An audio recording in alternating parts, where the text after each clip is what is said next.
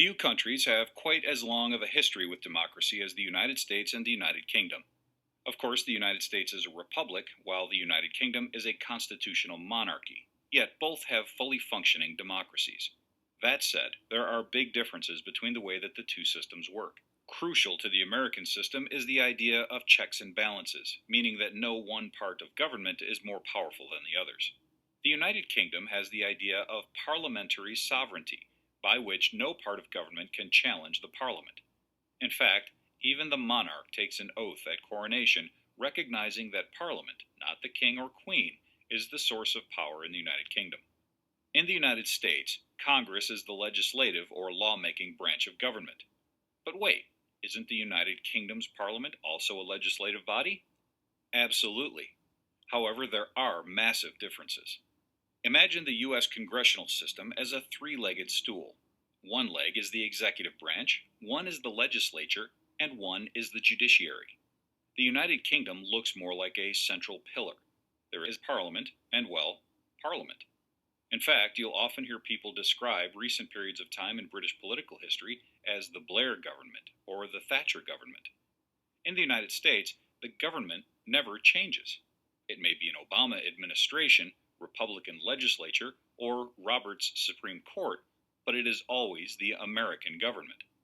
However, the Parliament does consist of the House of Lords and the House of Commons. Sometimes you'll hear people describe the House of Lords as the Senate, while the House of Commons is like the House of Representatives. From now on, you get to tell people that they're wrong when they say that.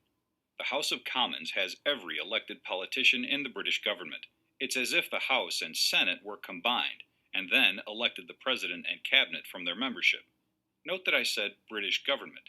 Obviously, smaller local councils are not represented here. The House of Lords is a vestige of earlier British history, in which nobles had significant power.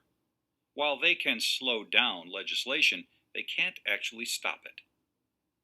At the top of the British pillar of Parliament is the Prime Minister. He or she is referred to as the head of the government, and the Prime Minister is exactly that. They are not the head of state, which means they are not the leader of the people. That is the monarch. Instead, they rule the government. In fact, rule is actually a very good word for how this arrangement works. In many ways, the Prime Minister is an elected dictator.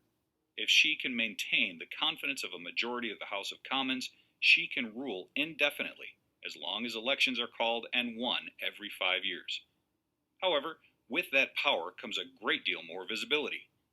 The idea of putting the American president in front of Congress once a week to have him argue with his political opponents would be seen as beneath the power of the office. However, this period of weekly defending policies, known as question time, is an essential part of the Prime Minister's job.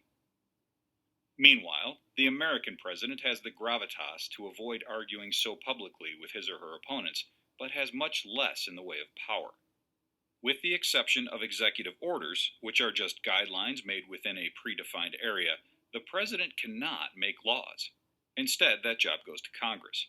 Additionally, the president knows that he or she will be up for re-election 4 years after first taking office, and 8 years is the maximum length of office. Most allies in the legislative branch will be campaigning every 2 years, which also limits the power of the president. However, as head of state, he demands significant authority as a leader of the people, something that the Prime Minister cannot claim. A vast gulf of difference exists between the judicial systems of each country, and it is one that is often swept under the rug. In the United States, the courts are charged with interpreting the law and viewed as the equal of the executive or legislative branches. As a result, they have plenty of oversight and can even strike down laws as unconstitutional, or not being legal according to the court's views on the existing laws of the country. Meanwhile, while prestigious, the courts in the UK operate largely independently of the government. There is no process of judicial review, and there is only limited meddling in the courts for political purposes. In fact, while promising judges may one day gain political power, it is largely as an honorary reward. Before the establishment of the Supreme Court of the United Kingdom in 2009, the House of Lords had judges amongst its members who acted as the Supreme Court. Now, with this new panel, judges are further independent from Parliament. In this lesson, we compared the systems of democracy in the United States and the United Kingdom. We learned that the United States has a three-branched government that is dependent on checks and balances, while the United Kingdom instead uses Parliament, supported by the idea of parliamentary sovereignty.